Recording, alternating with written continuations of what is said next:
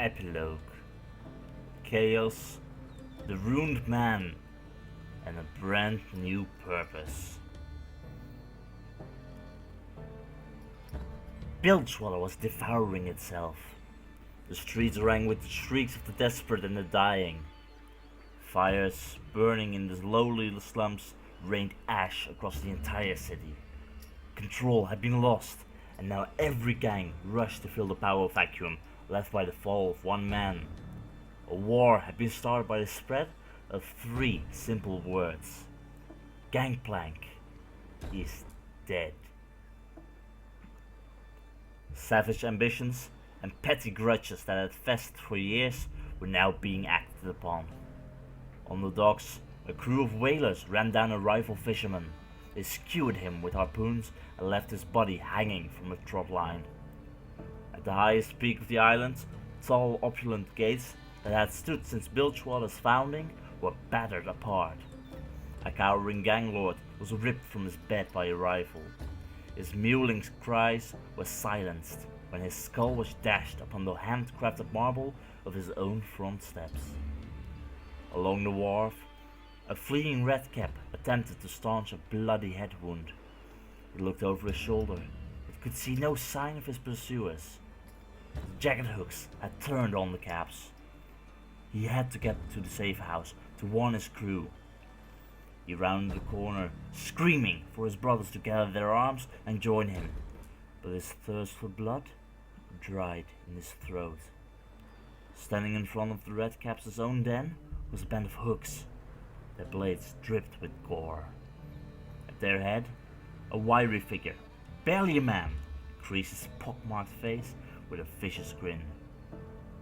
The redcap had time to utter one last curse.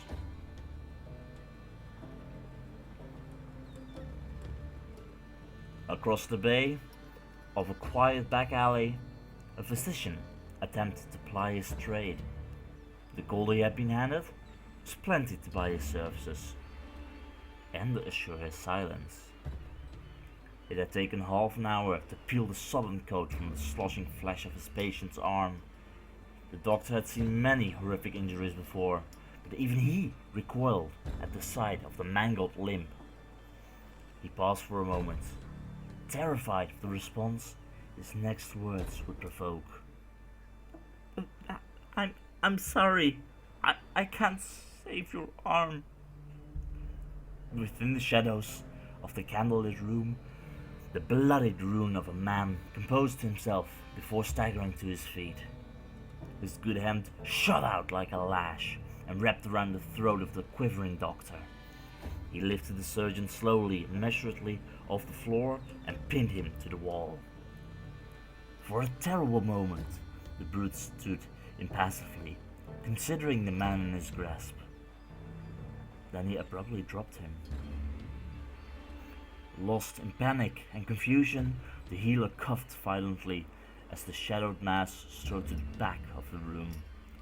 Passing through the light of the surgeon's lantern, the patient reached for a top drawer of a well-worn cabinet. Methodically, the man opened each drawer, searching for what he needed. Finally, he stopped. "Everything must have a purpose," he said, looking at his mutilated arm. He pulled something from the case and threw it to the doctor's feet. There, glinting under the lantern, was the clean steel of a bone saw. "Cut it off," he said. "I've got work to do."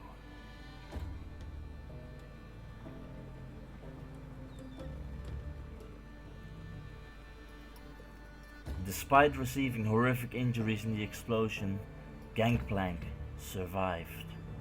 Sporting a multitude of fresh scars and with a newly crafted metal arm to replace his amputated limb, he is now determined to rebuild his strength and reclaim what he sees as rightfully his, and ruthlessly punish all those who turned against him. The dethroned Reaver King, known as Gangplank, is feared far and wide. Where he goes, death and ruin follow.